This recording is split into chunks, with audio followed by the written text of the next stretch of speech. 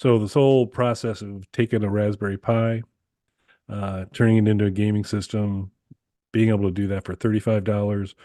That we'd seen an awesome video by Mad Little Pixel, kind of talked about that, um, and he did apply appropriate caveats that the $35 cost was because he had a lot of stuff around him. Uh, for someone who doesn't have a whole lot of stuff around him, it's more than $35 to do. But I've done it, and we're going to at some point have a bit of a how-to show for those of us who are maybe not steeped in the creation of retro game box creation or a whole lot of Raspberry Pi work or all that kind of stuff. Provide some. I'll take you on my journey, which is a long and complex journey to get things up. Made mostly complex because the main reason. Well, I built actually two boxes now. I built one because I made a poor purchase decision with my Atari Fight Stick and didn't get the um, the Atari Pi in it. So I've and my Super Console X doesn't blend well with the Fight Stick. So I corrected that. So now I have basically an Atari Fight Stick that's just like Mike's, and but with a little bit of my own effort now sitting inside of it, and that was kind of easy and fun to do. And then I had a friend who had seen on my RG35XX some of my Amiga games, and he was a big Amiga guy, and particularly for a game called Megalomania. It's a strategy game, kind of like Populous, kind of like a couple of the other things where you've got a number of people and you build and you design things and all that. Looks actually pretty cool, but it didn't work well on the RG35XX because it kind of needs a mouse and some of the Amiga stuff's done. But Amiga stuff in general is a little trickier to do to do things with. So we're gonna have a video that's gonna talk about kind of all the steps I did to kind of get it up and running and kind of a few of the extra steps I had to go through to kind of round out that Amiga side really well. But because I knew this guy was going to have this system, and one of the main reasons he wanted it was to play Amiga games, which means you got to have a gamepad, a mouse, and a keyboard. I said, well, I got to get you a USB splitter. And so it's like, wow, now you got the RetroPie and the splitter. He's a big Star Wars fan, like I'm a big Star Wars fan. So when I got done, and we'll include, there's going to be some actual photos that'll be coming up here in the video, but this is the case I made for it. So kind of holding up there on the front, you can see on the top row is my USB splitter, three in the front, got one in the back, and then at the bottom is the RetroPie. The my absolute favorite thing about this is that I used alien tape, the greatest product in the world. If you folks haven't bought alien tape, buy alien tape. It's awesome. I'm using alien tape to hold these in place, which is a lot better than gluing them down or doing something or building something where they just snap in because that's hard to do. And so alien tape, awesome, awesome, awesome. But put it Not a together, sponsor, shared it but with Mike. He thought it was pretty cool, and so I thought for this show, I think through all the pages of the build of the actual physical build to go through. We'll talk a little bit about the design and what I did to kind of get this little box together.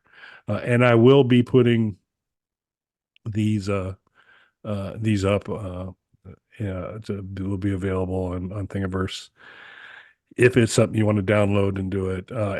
They were a couple models. I'm remixing a couple of existing models to get this done, and so it was pretty good. So, what are your thoughts, sir, on the packaging of the new system?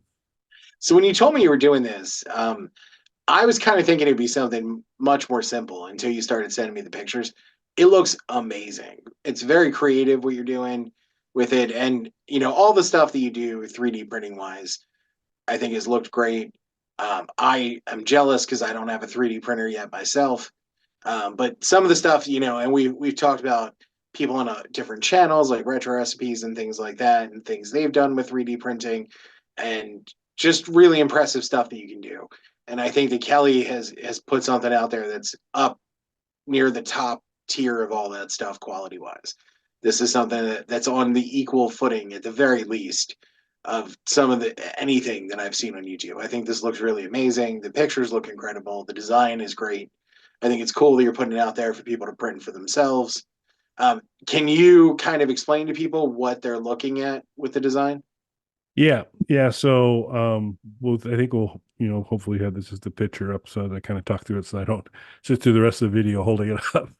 So we'll do that. But, um, like I said, big Star Wars fan. And what I basically the big thing while I was really loving how this whole RetroPie thing was coming together and the splitter, as I was adding the ROMs and testing things out and having to have a keyboard out and all that. I'm like, this is a mess. I mean, I've got this little small RetroPie in a case, and then the splitter, and then cords running off the splitter to go to these various devices, and so they're kind of like scrambled all over the desk. And it was just this is gonna be just kind of a chore for someone to set up because it's just kind of sloppy. So I said I need to find kind of a container that I can stabilize both the USB splitter, and then just have the RetroPie in place too, because the HDMI output's coming out the back, and if that's flopping around and turning a little bit, you're going to get static on your screen and all that kind of stuff. And I wanted to kind of just have it stable. So I said I really need to build like a little small shelving unit with the right size to kind of accommodate. Fortunately, the RetroPie and the splitter are basically the same width and darn close to the same height. So I said I just need to build like this two shelf system, and to put one over the other, and just kind of thought through a little bit about what's the right order for that. Do I put the USB stuff on the bottom to kind of help hold it down? And if I just built the shelves in the box, I was still going to have this a little bit of this stability thing. It would still kind of flop around on a desk because you got these cords coming out the front and the back and all that. So I said I probably need a wider base. And so I said, okay, I'll put the shelving unit on some sort of wider base. And then as I said, okay, I need to design that. And then I go, well, it's a shelf is basically a couple of boxes that you draw the shelf through the middle. And I know what this guy's favorite boxes are. They're Star Wars boxes. It's just doing, and I said, I bet you on Thingiverse there's a ton of models out there, and there certainly are. So I just kind of looked through, and someone had done this really nice 3D model of that type of Imperial storage crate, and it was a box with a lid. So they looked like storage crates, and you could just kind of lift the top off and put things inside of it. And I said, well, or you could cut the bottom of the crate off and put a shelf in the middle, and make sure I had did a little bit of resizing to get the dimensions right. And so I kind of took that existing model, trimmed it up a little bit to meet my needs, put the shelf in, uh, and said, great. So I did that. That worked out pretty well. And I said, I wonder how I'm going to attach these things to my new shelf. And that's when I said, alien tape. It does a fine job. Again, I highly recommend alien tape. It's a wonderful thing. And that means I can actually remove them without, having to worry about glue or any of that kind of stuff like that. So, yay, alien tape, especially when you buy Temu alien tape, their alien tape, which is, like $2 and not maybe as good, but it works. So there's cost-effective options out there for you if you don't want to go with the big brand name of alien tape. And they hope they become a sponsor for us as much as I talk them up. But then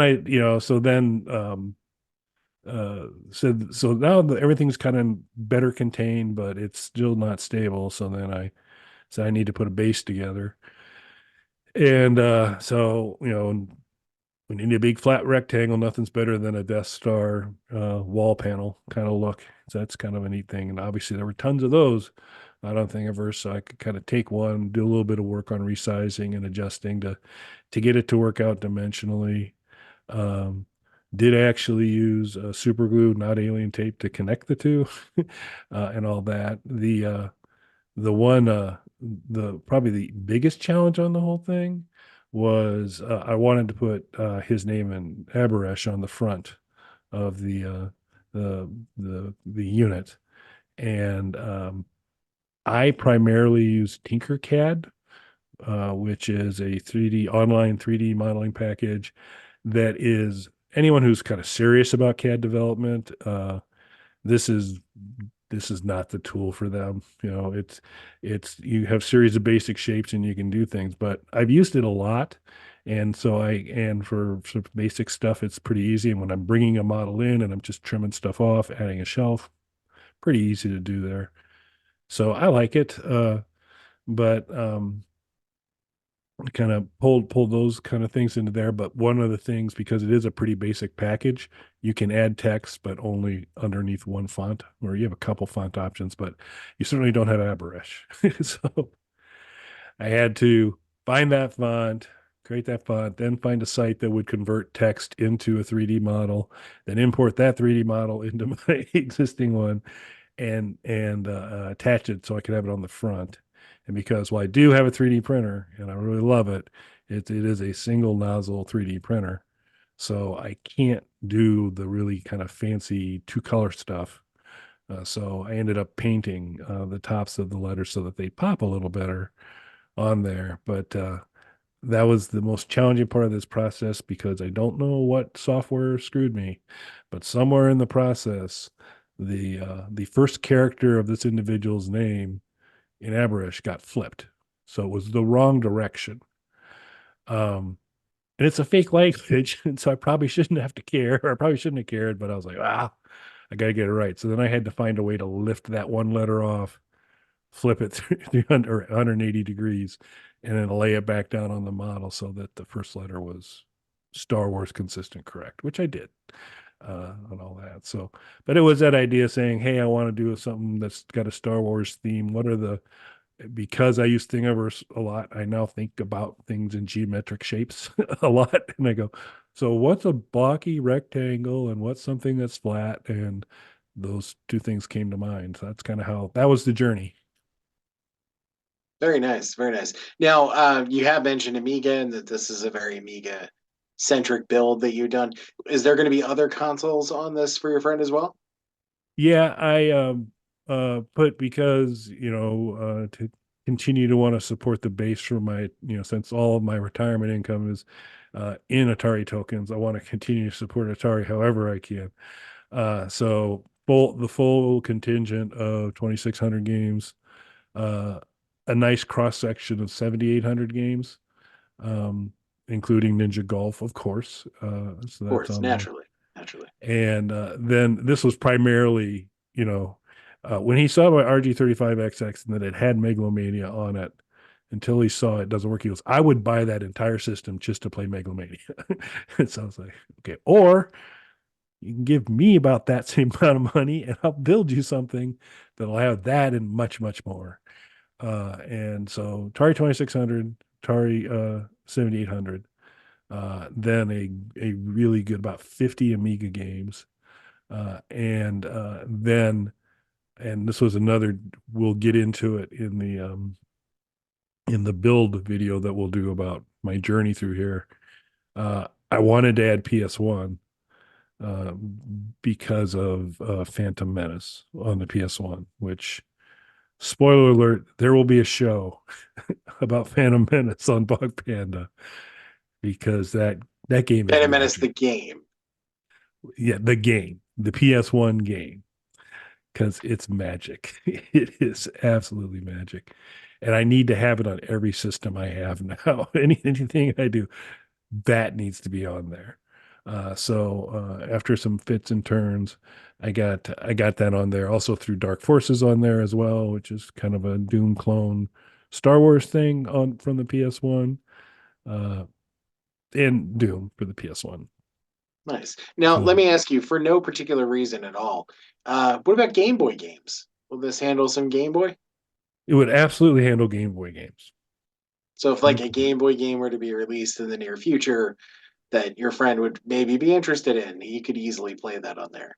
I would be able to would be able to get that installed for him on his system pretty easily, and I would put it because I do have a few Game Boy games on the on the Fight Stick one. Oh, Uh, nice. so so it gets a little trickier sometimes with Fight Stick configuration and Game Boy configuration, but just in terms of mapping and getting some things kind of pinned down there occasionally. But yeah, no, that'll absolutely work. So that can be a future bonus software content for it. But yeah, because and it's back to started down this path thanks to Mad Little Pixel and him talking about it, and so loading it up with you get your Raspberry Pi, you load it up with RetroPie and get going, and you've got kind of out of the box, pretty quick to be drop around Game Boy, Game Boy Advance, Game Boy Color, uh, the Atari 2600, 7800. And then again, for the next show, there's a few extra steps for you to all of a sudden light up Amiga. So that becomes an option, as well as PS1, same deal. That's just kind of like not out of the box there. The directories are all there for your ROMs, but you got to do a little bit of work to get the emulation environment set up for them. But once you do, pretty easy to do. But long answer to yes, there will be a Game Boy. There is a Game Boy directory available and functional on this and my other one as well. Very nice. And again, that's for no particular reason that I Yeah, I asked. know. Just asking, questions that might Yeah, be on the audience's mind. So good on that. So we wanted. I'm excited about this. I'm really pleased with how it came out. I will be putting the models up, and I'll sync it to when the show comes out. I'll be sure that they're up on Tinkercad for you, or excuse me, probably Thingiverse rather, so that you can kind of grab those there. I'm starting to learn Onshape, which would be another place you could get it, but I think pardon me, Thingiverse is really a very easy, good cataloged area to do it. So I'll put them up there. I'll give you links to it. I will probably find a way to scrub his name in Arabesh off of there. So you're on your own to go ahead and you want to add somebody else's name on there. I'll leave the plate so you could kind of do that. Or certainly if you decide to do it and you just want to, leave me a comment, I'd be happy to get a hold of you and I talk to you what I did to accomplish it. It's not super hard, but got to watch for those letters flipping. I was a little surprised and keep an eye out for that. But we'll make those available. So if any of that stuff works out, the base, the little kind of the base and the shelving unit works really well, I think, for a RetroPie and a USB splitter. So if that helps you tidy it up so you can use it, fantastic. Hope you get some good use out of it. excellent. Yeah, I'm really excited about, not just since we've started covering retro games, I feel like we've let our creative juices start to drip out into the bog.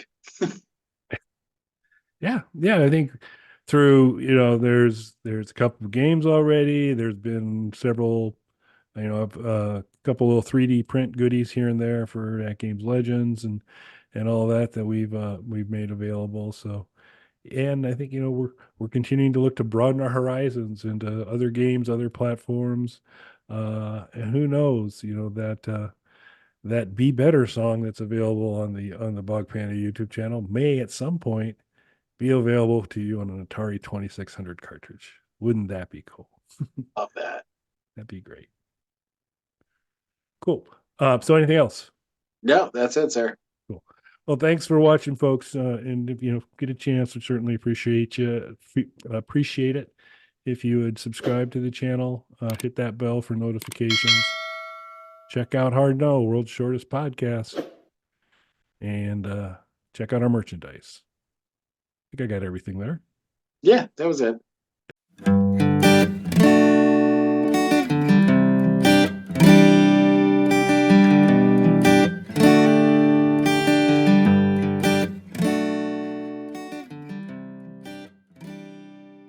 Bog Panda.